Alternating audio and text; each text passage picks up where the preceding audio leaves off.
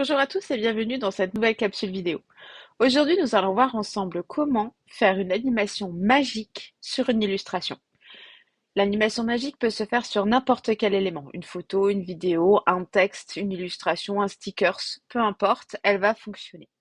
Première étape, on choisit l'élément en question. Ici, j'ai choisi mes petites étoiles. Elles sont cerclées de mauve, donc l'élément est bien sélectionné.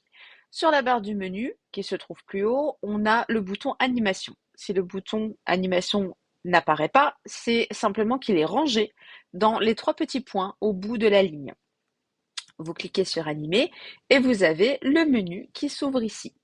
À partir de ce menu, vous choisissez le bouton créer une animation. Créer une animation avec la petite abeille. Lorsqu'on clique dessus, on a les éléments de consigne qui apparaissent tout simplement.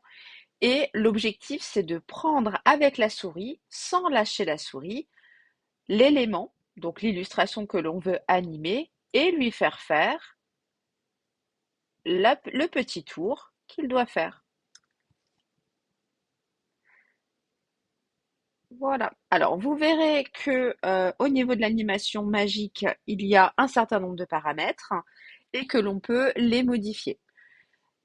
Vous pouvez recommencer autant de fois que vous voulez, il suffit de cliquer sur annuler et de recommencer.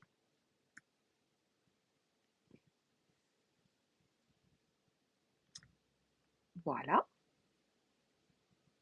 hop, par exemple. Ensuite, au niveau du style d'animation, on peut changer, on peut choisir qu'il soit fluide ou régulier.